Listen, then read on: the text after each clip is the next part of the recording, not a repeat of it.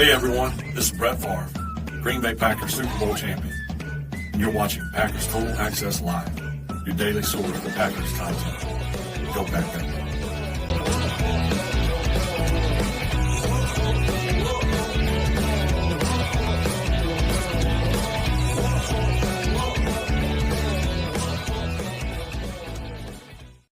What's up, guys? Welcome into Packers Total Access. My name is Clayton. You can check us out on packernet.com. Find me on Twitter at Packers_access. Email us, PackersTotalAccess@gmail.com. You can text us, 865-658-5824. Join alongside Tim in Green Bay. We got Emilio in Tennessee. He's got a shirt on, so we're good now. All right. We can start.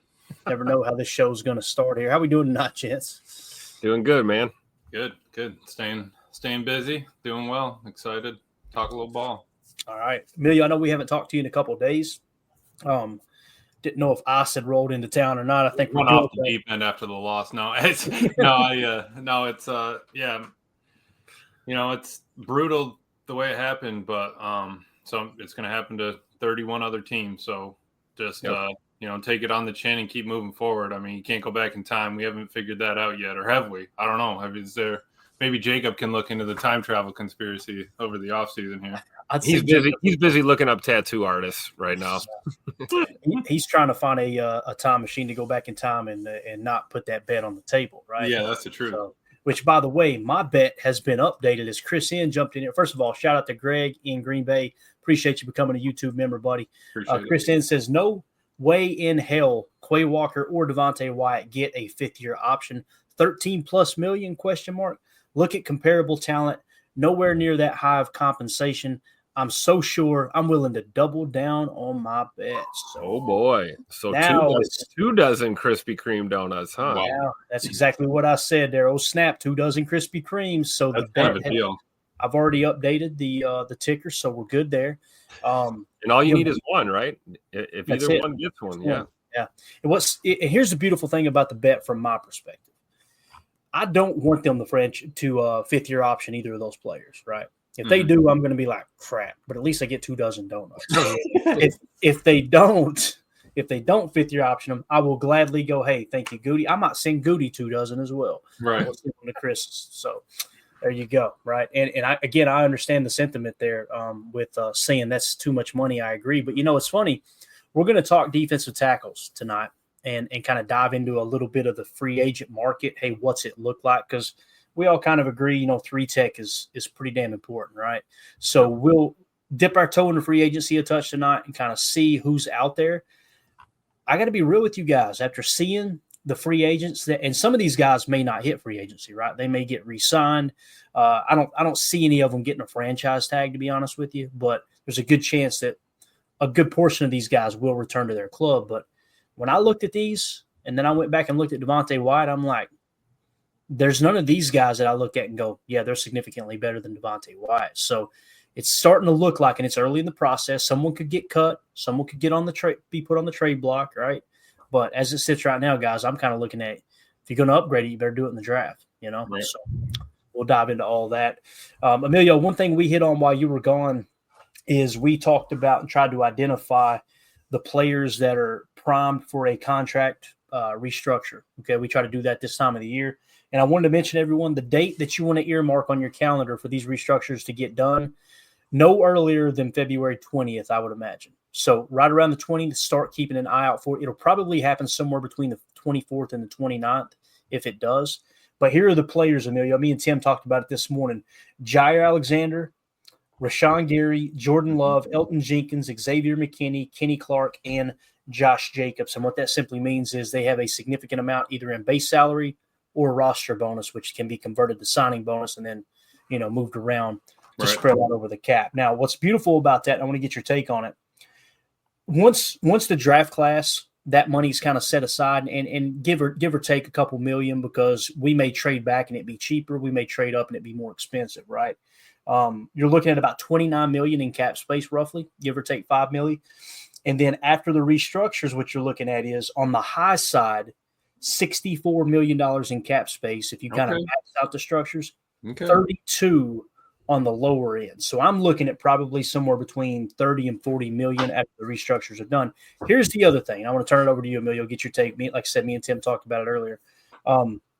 When you look at these restructures too, think of it in this point. If you do a restructure and you lower the overall cap number, it might not necessarily even be about, hey, let's free up room to sign someone this year. It's if you shave off $2 million off the cap and you're doing what we call cash over cap, you're trading cash money for cap space is essentially what you're doing.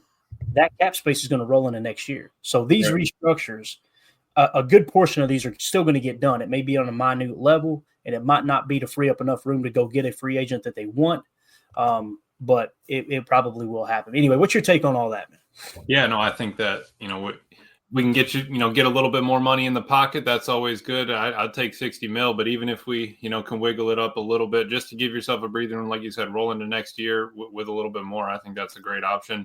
And, at some point they got to get paid, and at some point we got to take a little bit from them. I mean, they're never going to always be at the peak. So I do think that that's something. Wasn't it Preston that signed and then he got restructured like that year right after? Gary did too. Right. Yeah. So that's something we got to be ready for. I think that's always going to happen. And it's just something that needs to keep the team moving forward, honestly. Yeah. It's very important. Like I said, not just to sign free agents, but to create, to literally shave the cap hit number down so you can roll it into the next year. It's important. So, Jacob, what are you shaking your head about? What's your problem? Well, you live from the Oval Office, I see there. Rusty Hurt from the Oval Office. Go ahead. Sir. Yes. I'm taking a break from my dancing skills. Afam just says Jacob's taking a break from Fortnite. First of all, I don't even quite know what that is, but I know I don't do it. I don't do Fortnite. A Fortnite is 2 months, Jacob. I was going to say, no, a Fortnite is 4 days. No, 7 score. I don't know, man. How are you guys doing? We're doing good, man. We're just sitting here trying to talk a little salary cap before you come in and just took it completely off the rails. I love it. Over Wouldn't have it any other way, man. Right Jacob over there looking for his tip money. Yeah. 2 weeks. I'm sorry, Jake. I know I seen a buffalo nickel under here somewhere. Where'd that thing go? Love it. Don't put that name in my mouth right there. Chris in the chat. Goop can't continue overpaying, i.e. Kenny, Rashawn, Jair. Pushback may be Jair, but remember, he stayed the highest paid corner for multiple years, all while playing less than 50%. All true. All that is true. Joseph in the chat, agree. We have to avoid overly costly existing roster retention. Man, that sounded really intelligent. And turn the page where upgrades are available. Fresh blood can also bring new energy. CXA. Great point there as well, right? Even if it kind of feels like it might be a push, like let's say TJ Slayton walks and you sign one of these free agents that we kind of uncovered earlier today, it might make sense to get some new blood in here, right? And Dan Lang in the chat says, after the ridicule I took from the purple-loving dipwads during the workout yesterday morning over the Packers' loss, it was sweet to go into a silent gym this morning after the Vikings were scolded. Dan's fairly close to you, Jacob, is what I'm learning. So, yeah. I had my first day on the job in Minnesota today, and I tell you what, I was walking around like this. How's everybody? And everybody else was just walking around like, woe is me. And I already went through my heartbreak, man. It's done. Now I'm just good. Yeah, I'm already on the rebound. You kidding? Yeah, I cleared that up. Were you wearing a Packer shirt, Jacob? No, they wouldn't let me do that. But I did have I have a wristband that I wore, and people like looked at me like, oh. That'll show them. Yeah, that'll show them. By God, that's what I'm talking about. Listen, Jacob, what makes them more angry, the Super Bowl championships or the Hall of Famers? I think it's just the fact that they know that they're a shell of what they like. It's all of it. It's the Hall of Famers. It's the 30 years of dominance. Basically, it's the trophies. But it's just more the fact, like it's one of those things with the Viking fans. They know that they're like half of the people that talk to me today went, how you guys hanging out with how you feeling about the loss? And they're like, we expected it. It's just what it is to be a Vikings fan. It's just what it is. It's part of the thing. I'm like, oh God, part of the thing. It's hilarious watching the Sam Darnold talk happening right now, man. He went from the savior to, hey, get him out of here. He's calling for KOC's job too. Are they really? Yeah, oh yeah, I've seen that too. Ryan shared a bunch of it, and he's like, "It's good to know that we're not the only crazy fan base." That's wild. I was laughing at I think it was you, Clayton, retweeted. It was the Mike Tomlin, Sam Darnold Dayton. It was Mike Tomlin's face. I was in tears. Bro, it broke me up. Have you seen it, Jacob? Yeah, I have. God, it was money, man. That was my favorite of the night. When I seen it, I literally spit on my phone. I laughed so hard. I was like, oh my, he looks so wore out, boys. I was just like, I can't handle these Yinzers anymore. I can't do it. That's my favorite meme I saw was a picture of AB taking his clothes off while he left the field, and then it just shows Mike Tomlin once he hits the playoffs. Like, oh, AB's been on one here lately. He has, dude. He absolutely has. I don't know who's making his memes. He's got Justin maybe on retainer. They have Justin out there doing it. Bro, I'm telling you, the Jerry Jones one just broke me completely, man. I was just like, no chill. Shared when he goes Keith Oberman's pool, and it's just. Anyway, let's take a walk through Twitter real quick, and we'll be negative for a second if that's all right with you guys. Matt LaFleur and Keyshawn Nixon were supposed to meet today. Ryan Wood had tweeted out. This is how the tweet read, exactly by Ryan Wood. Go give him a follow. Matt LaFleur asked about Keyshawn Nixon not wanting to return kicks so he could be cornerback one. Matt said, quote, "That was interesting." LaFleur asked for his thoughts, said, quote, "Keyshawn and I have a really good relationship, and we have a meeting today to talk about it. Imagine Nixon might return kicks in 2025. So here's the thing that I was talking to Tim about, and we'll get everybody's take. And I want to know if your mind has changed, Tim, because I love Tim's approach. Tim's approach is always, is that hearsay? Is that an actual quote? Do we have facts? Right? Jacob's like, let me tell you something. The moon isn't real. You know what I mean? I love just the difference in opinion that we all have.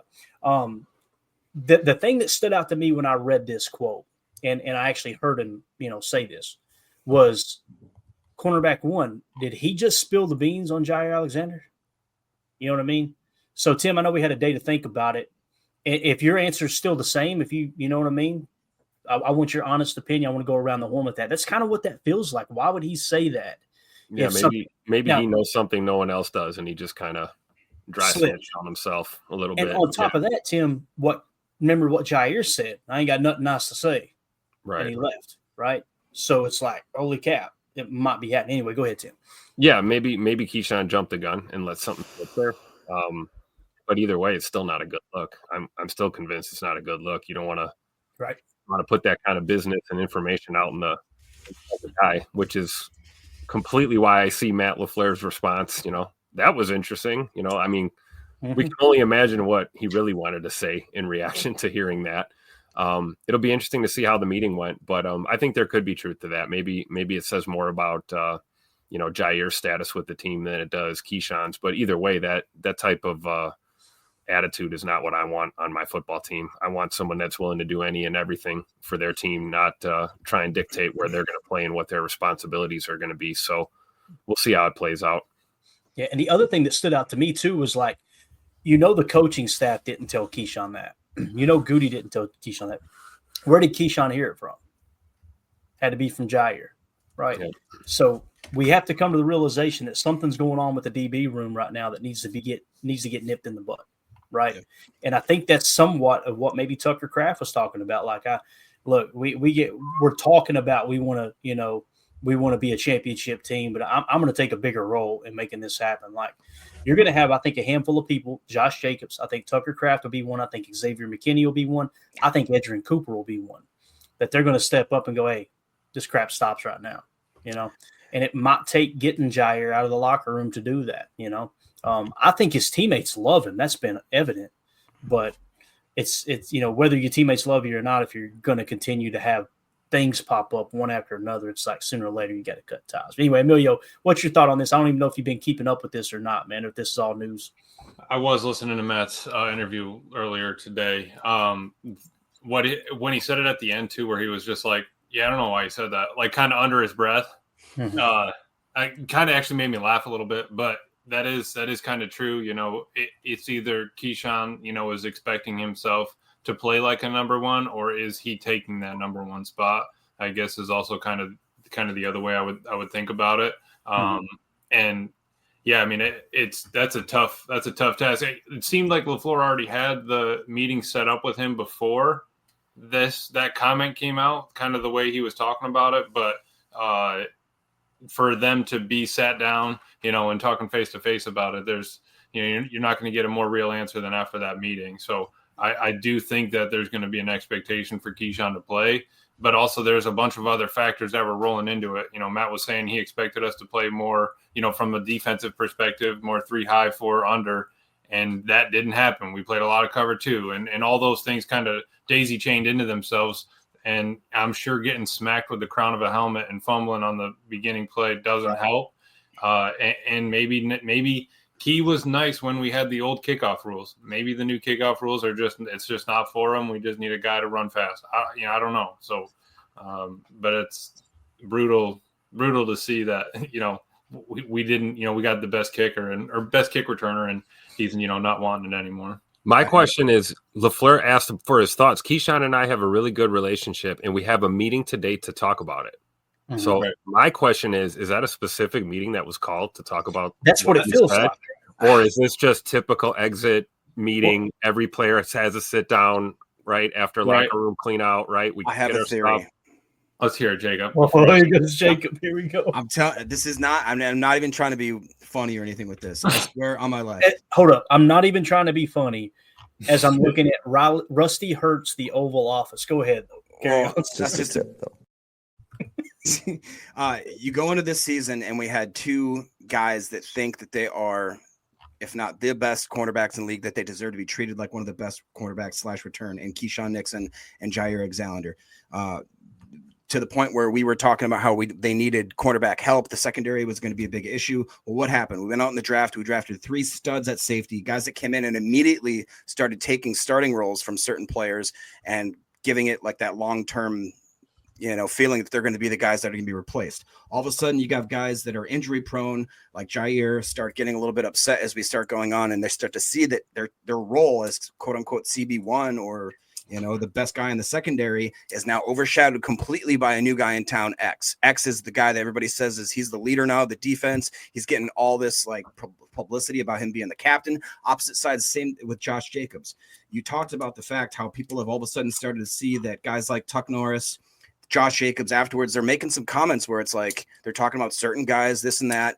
I think we're seeing that there's something there. I think that Keyshawn Nixon got a little bit butthurt that all of a sudden he was either in the CB1 area who's performing well at a time, but he didn't quite get that type of bona fides that he wanted. I think you're seeing Jair obviously is just done because he doesn't feel like he's the guy.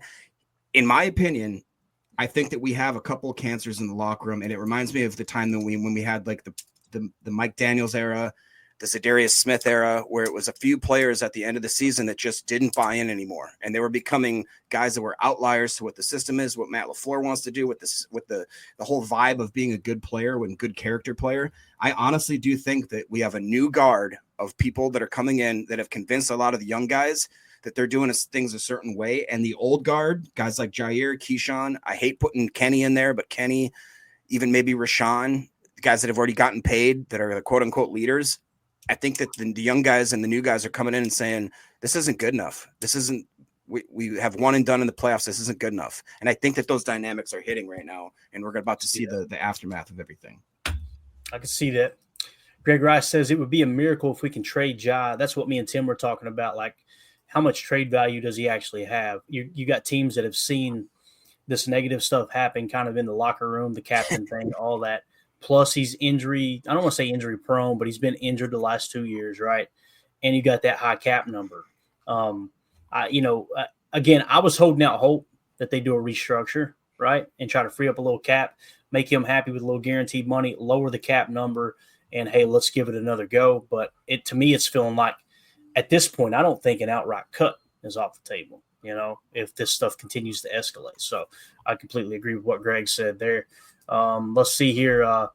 Greg went on to say, who wants a job that plays less than 50%, especially if he shows he is not content? Pretty much what we were just saying. J. Cole, I don't like the comment John made. It may be time to go. And you're kind of seeing the fans are coming to that realization now, right? Like myself included.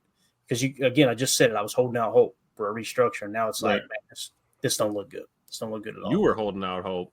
Right. This guy was holding out. Tim was holding the whole damn thing together. He looked like Spider-Man. Remember when he had? What am I going to do now? I'm going to have all this time now. I don't have to defend Jair anymore. Yeah, Tim was running out of duct tape, man. That thing was barely getting held together. Yeah, Joe in the chat says, "Good thing the most dominant corner in history isn't known for returning kicks." Oh wait, so great point there as well. Yeah, Drew D. There has been so much smoke around Jair. He's probably gone. It's not just one report at this point. That's exactly right. J. Cole in the chat. Matt LaFleur mentioned now how he wanted J. Love and other players to be more vocal. I understand the youth movement, but you need to bring more dogs in that locker room, vets who are going to be vocal. And I want to put this up here real quick, this tweet I put out. I said, now that Packers head coach Matt LaFleur has asked Jordan Love to be more vocal leader, can we all please agree to not make him out to be a villain like some did with Aaron Rodgers, please? And, of course, I got a little pushback from a smart ass, and I had to check him, and we're probably not following each other any longer because say what you're going to say. Don't try to skirt around and go, oh, I think you took me out of context. I know exactly what you were saying, bub, if you're watching tonight. We know that happened. And a couple of comments were like, here comes the body language police, right? Because that's going to happen just like it did with Aaron. Guys, quarterbacks are leaders. Like, you know, any quarterback, watch Peyton Manning. Peyton Manning cut someone from the practice field. Pat McAfee told the story. He said, no, get him out of here. They put him back in, get him out of here. And he was cut the next day. Peyton Manning was making roster moves. And we've seen him over and over and over on the field doing that. Tom Brady, for God's sakes, cussed out his offensive coordinator on the sideline, right? Billy Teapot. They said that they used to cuss each other out in Irish Gaelic, which I think is hilarious. The whole team's like, what are they saying? Because they were both Irish, just cussing each other all the heck. That stuff happens, right? It happens. And it's like the second that a quarterback does it, it's, oh, he's being selfish. Man, that's football. And what Matt LaFleur has done is he is verbally, publicly given Jordan Love the keys to, hey, lead this damn team. And there's going to be times that you see Jordan looking and show players like, I need this, I need that. Sometimes that lights a fire under people. I don't know, am I off base there? Does that make sense? No, it makes sense. I mean, he's QB1, right? And then, I mean, if you look at Jordan, he's not the most boisterous, vocal dude by nature. I'm not saying he's as quiet as, like a Romeo Dobbs or something. But, leadership comes in many different shapes and colors and forms and styles and ways that you go about it. But I think if Matt's asking Jordan to just be more vocal, I think we'll see a situation where Jordan takes that on. And when he speaks, people listen. You got a lot of guys that are vocal all the time. We just had a conversation about Jair and Keyshawn Nixon. There's a lot of vocal there, but I don't know how much people are listening, So if you got a guy like, Jordan Love that's willing to speak up and demand excellence and be a little more vocal, I think it will make a difference out there, at least from the offense's perspective. Locker room guys are locker room guys, but out there on the field, you want QB1 barking orders and taking control, right? I think he's got to be. And do you see the way that, Rashawn Gary reacts every time he can get in an interview with him? I think that carries over to the defense. If that guy's talking, you're listening type thing. And I see where Matt, at some point, Matt's not on the field. If you need somebody to straighten up in between the 53 yards that they're playing, Matt can't run out there and grab him by the face mask. You know what I mean? That's not going to happen. That's, you can barely have that happen in practice now. That's something that has to come from the players. I think that, Love is getting there. I think that he's always been quiet. So for him to kind of be vocal in the face of like the camera, also like on on that kind of day, I think that's going to be something that, that he needs to kind of grow into. But I think he's ready at this point to take that over and move forward with, carrying this team, carrying the torch. Like Matt said, every time we get something good happens or a win, he's going to get praised. Every time something bad happens, we got to get rid of Jordan Love. And that's going to keep happening forever just because that's how people think. So, I mean, you mentioned Rashawn. I wonder if that's why Rashawn always took all those opportunities to jump in those camera shots and hype him up. Like, right. I wonder if Rashawn was trying to coax that vocal leadership out of him a little bit. Right. Brent, it's funny you said that too, Emilio, because Brandon Steed on Twitter or on X, a great post here, said, I'm seeing a ton of people on here who criticized Jordan Love before he took a snap, then were cheerleading for him when he took off last year and are now back to bashing him. Just know I see you and I do not respect you. And he showed the trash thing, which is so true. It's okay to critique him. It's okay to, all right, here's what we're seeing.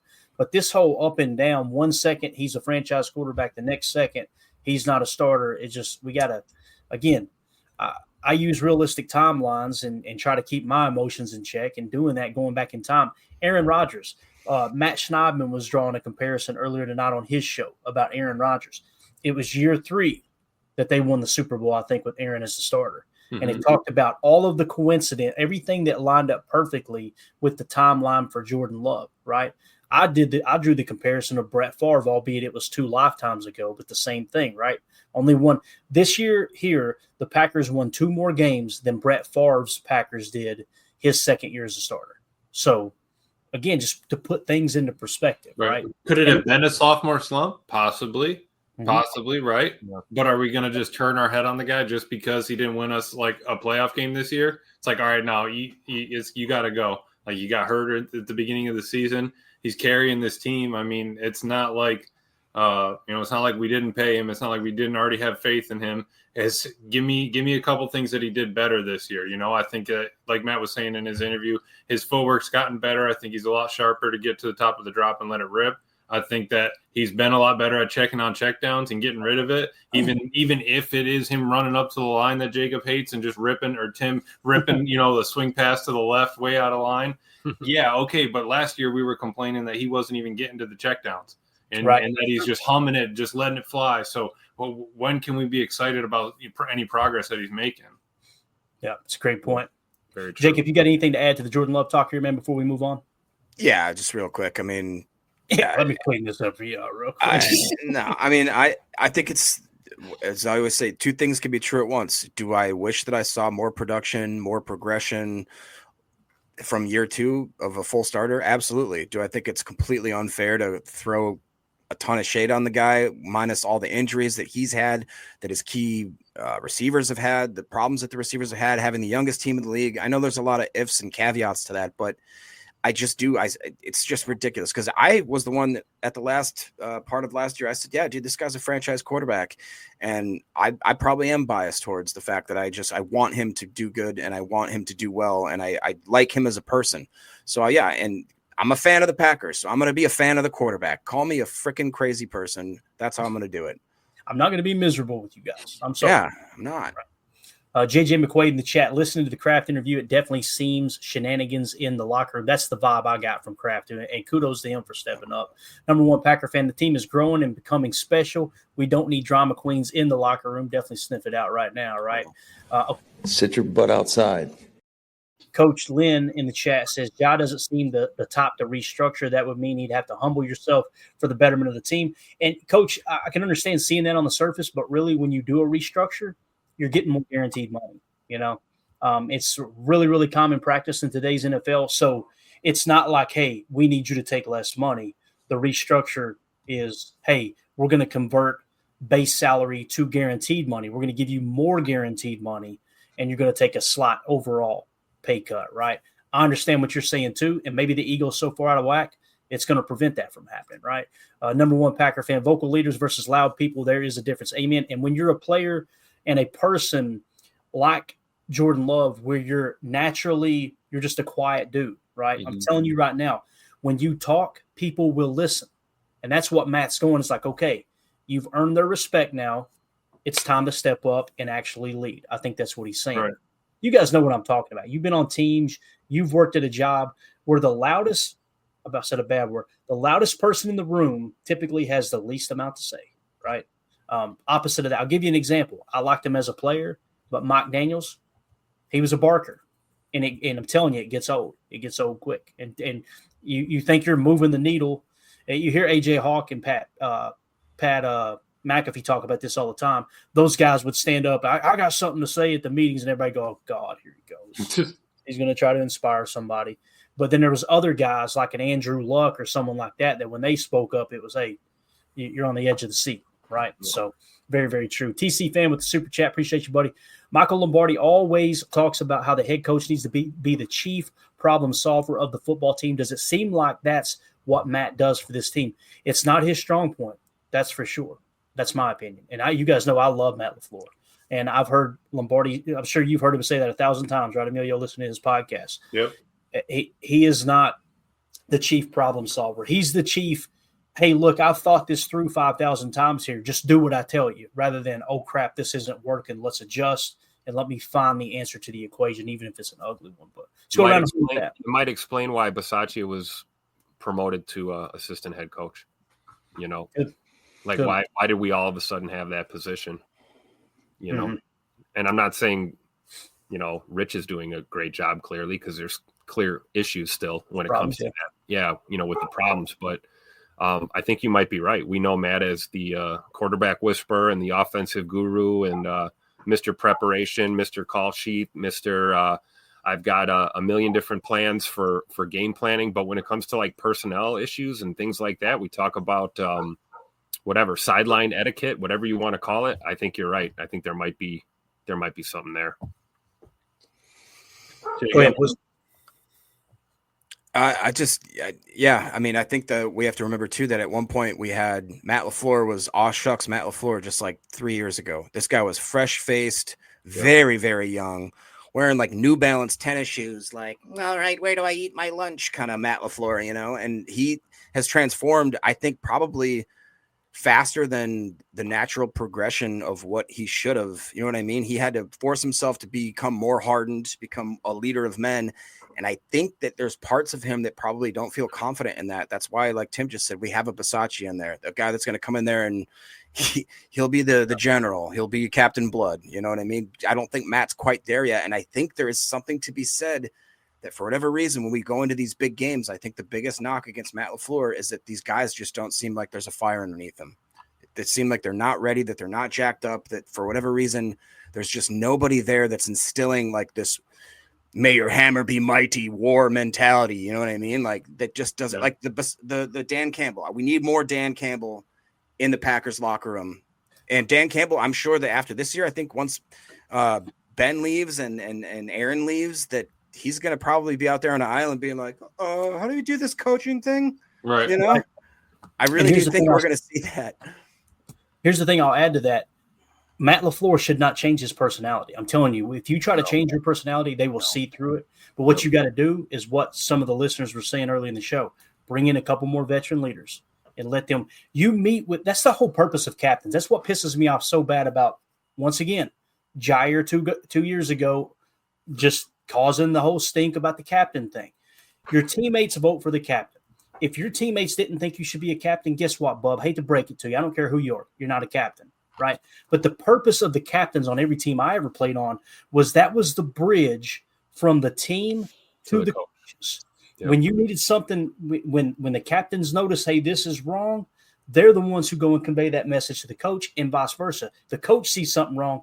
Get the captains in here. Listen, guys, here's what I'm seeing. Mm-hmm. We need to clean this up. I'm going to do it. I need you guys to back me. Right. Maybe we need to get rid of this different captains every week crap too. And we need to have a team vote after the 53 is established, and we nominate our captains, and those are the caps, and we just go forward. Yeah. And here's the problem with it, Tim. I completely agree with you. That's what Matt LaFleur did when he came in. And you know how much of the fan base was going, this captain's thing is stupid. People are obviously getting upset. Just remove it. No, you remove the weak-ass people that can't handle captains. That's the answer. This is the byproduct of 2 years ago, us taking the easy way out and going, okay, everybody, we'll pick captains every week. It'll be fine. Usually the guy that's going, I should be captain. I'm the captain. That's the last dude on earth you want being your leader.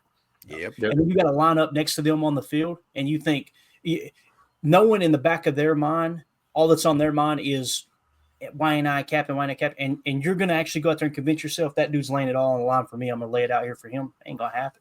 Yep. There's slight little fractures in the culture, man. It's a real thing. Thank you, TC. Yeah, and the way Jordan carries himself, that is like captain to a T. And then you can speak up and people will listen. That's what Matt and I think to TC's to his question there, I think Matt has grown into that each year. Like Jacob was saying, I think he's getting there. I think he's realizing, when he was talking, he's like looking at our analytics versus other analytics.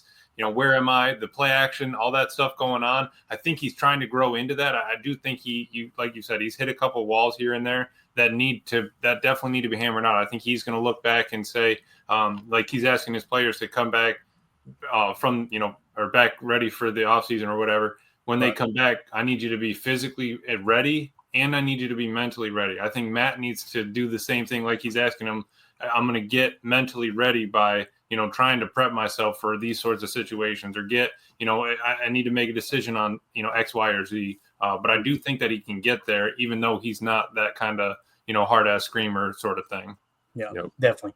And I shouldn't have. I already unmarked this one. We're going to come back to it. We'll leave it up. I'm going to read one that's marked, and I'll just unmark it. J. Cole, X, Jacobs, and Love should be the captains. Rashawn Gary, I'm a huge Rashawn Gary fan, as you guys haven't caught on, right? I'll ride or die with Rashawn, the way Tim was with Ja for a long time, right? But you asked me if Gary should be a captain. No, he shouldn't. You know why? Because he's very vocal. He's very telling you. He will not get the maximum effect that someone like Xavier McKinney will get, or Josh Jacobs will get, or Jordan Love, who's a more quiet type. And when he speaks, people are going to listen, like Emilio was saying. You know what I'm saying? Because Rashawn Gary, again, he serves a role. Like he plays a role on the team. He does a huge role, in my opinion. But I wouldn't. If I was one of the players on the team, I have no problem with what J. Cole said. X, Jacobs, or Love. If someone said, "Hey, what about Gary?" I'd go, "Hey, Gary's work ethic is leader-like, it's captain-like, but he's just a little too vocal to be a leader, in my opinion." Did you ever, just real quick aside, I think the best captain for that type of mentality of a quiet guy that all of a sudden turns it on, and that's why guys remember Luke Kuechly. Yep, that guy was like perfect straight example. laced Clark Kent, and then Clark Kent, when he got on the field, turned into an like.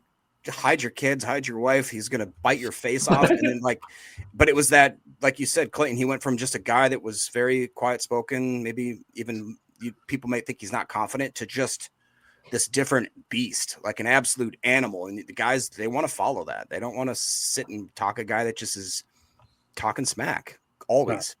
Yeah. United Bates says, I agree with permanent captains. If anything, you can have one extra rotating spot as a nod to someone who stepped up recently. There you go. But I think the defined leadership structure is important. That's a great point. And that's what Matt was kind of talking about, the positive of that. When you do captains every week, you're able to highlight a player like, hey, they played like a captain this week. They practiced like a captain. And I understand that. Mm-hmm. I think that's a perfect. And you have different levels to it. You got the captaincy, then you got the G of the week. Everybody notices you in the locker room, but you're not walking out there for the coin toss, things like that. I like that idea. But you're right. Everybody needs to walk in that locker room when we cut down to 53 or whatever. And I need everybody, even if you want to do it at 91, do it twice. Somebody can be, preseason captain. Somebody's going to be regular season captain. Everybody write 3 names down on a piece of paper, put it in a hat. And we'll go count them in our room. Like that's what it's got to be. I mean, if not, nobody is going to believe anybody when you're out on the field. If you're down there and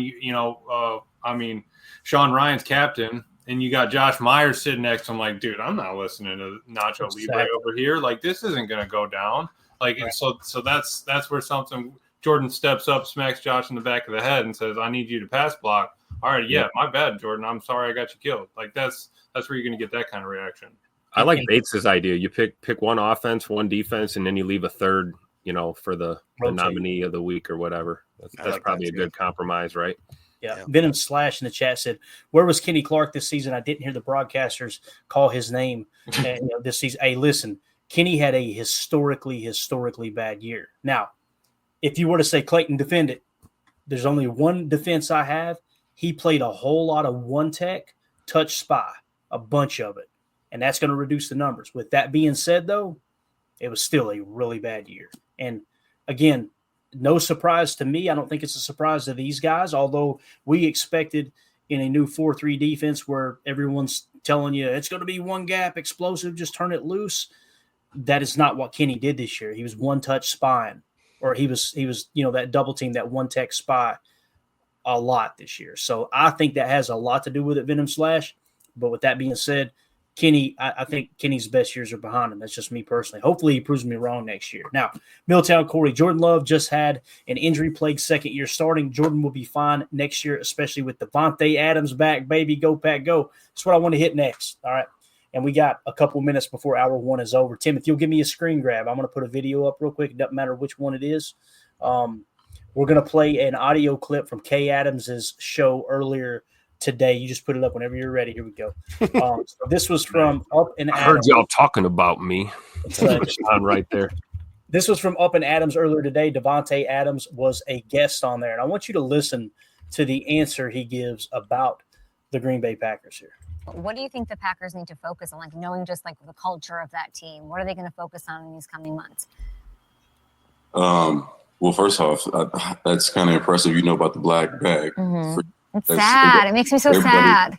Everybody gets that black bag. That's a sad day for sure. You're walking around doing the physicals and all that stuff, and it sucks. But if I had to try to pinpoint something, I think that the Packers, obviously, it depends on the health of their team, coming into, the beginning of next season. I think, obviously, if Josh is banged up and it's Josh Myers, if he's still hurt, they're going to need to, do something about that. Hopefully they have somebody, behind him that's ready to go and ready to fill that void. But you have those. You got to see what's up with Dobbs and Christian. Obviously, Romeo having a few plays this year where he ended up a little banged up and hit his head on the ground. So seeing where he is with that, and, you never know. It's kind of that Tua situation where it can be, a week, or it can be, it can extend out longer than that. So we'll see. I'm praying for him either way, but I just think it kind of depends on the health of the team. And it's looking right now like obviously they might need some receiver help in one way or the other, just based off of what they have available. And maybe a veteran or something in there. I don't know. We'll see. What do you? Kay Adams out here recruiting. She got us Xavier McKinney. Might as well bring Tay back. Go ahead, Kay. Jacob, I know you got to go here in a minute. I want to get your take on this, man. 2 weeks ago, I go, guys, come on. Can we stop with the Tay Adams stuff? It's starting to heat up now. Hearing Mark Tauscher do his spiel earlier today, this makes a lot of sense. What's your take on this, man? You for it, against it? How do you feel about Davante Adams potentially coming back to Green Bay, man? I'd be 100% for it if the situation is right. I think that Davante Adams, think about what he did. He had his whole career in Green Bay with with one Hall of Fame quarterback that was just basically, an instant connection, almost guaranteed every time he throws in the ball. And he leaves to go to the Vegas Raiders. The Raiders. And then he goes to the Jets. Mm-hmm. I'm sure that he's looking around going, all right. I'm sorry that I got a little, mouthy. I got a little greedy. Here's the thing, guys. It's like when you guys ever had a girlfriend that you ended up leaving for another girl, and all of a sudden it was flashy and it was fun, and all of a sudden though that you start shiny realizing toy. It's a shiny toy, but all of a sudden like your couch has got cigarette burns in it now, and your cat's missing. You don't have any money in your bank account. And you're like, I should have not left that lady. I think that's what he figured out, man. He wants to come home. He wants to have stability for the rest of his career. I think he misses having a fan base that understands that they love that person forever. I'm just waiting for them to ask him the real question. Ask him, Tay, you going to take less money to go to Green Bay? Well, just ask him point blank. You're going to take less money to come to Green Bay? Here's the thing. I was looking at his salary cap hit, and this is really strange how it's set up. And Jacob, you just go when you need to, or if you got another point, just jump in. You got anything else you want to add to that? No, I'll hit y'all up tomorrow night. No, there's tons of stuff I'd love to talk about, but I would love to see him come back, to be honest, especially with the Watson thing. I don't know what's going on in Dobbs' head, literally and figuratively. So that's where I'm at. All right, cool. Good deal. Jacob over here looking for Davante Adams somewhere.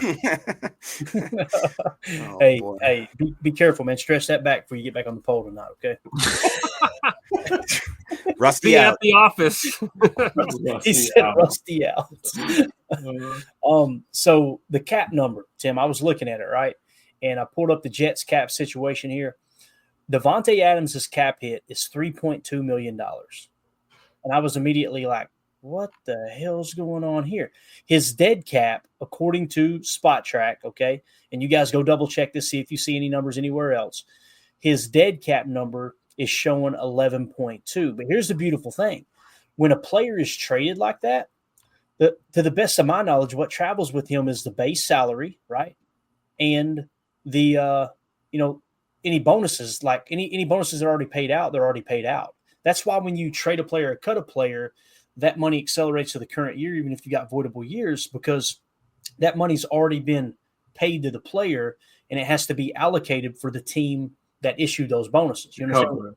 Right. So this feels like to me, if I'm looking at this right, Tim, $3.2 million would be the cap hit.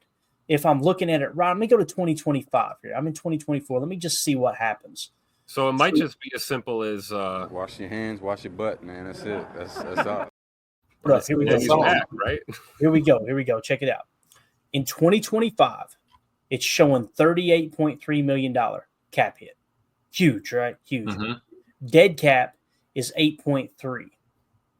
So you see what I'm saying? That doesn't add up. Like there's something, the salary will have to be negotiated, or if you can try to, and I don't even know if you can do this, get the current team to absorb some of that salary or do a restructure like Rodgers did when he went to the Jets. Remember, Packer fans, they're going to be in cap hell. And the second Rodgers went over, he took that huge pay cut, right?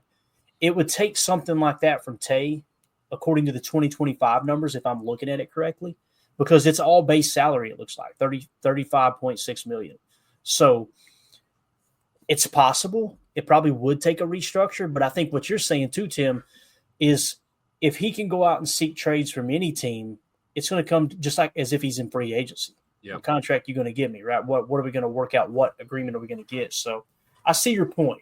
After looking at that, it's obvious what the Jets did was this year with that 3-point whatever it was, hey, let's kick that can down the road. And now they might be able to potentially, because that's not bonus money. That's right. Base salary. So that should travel with the player, or it has to be negotiated. Anyway, go ahead, man.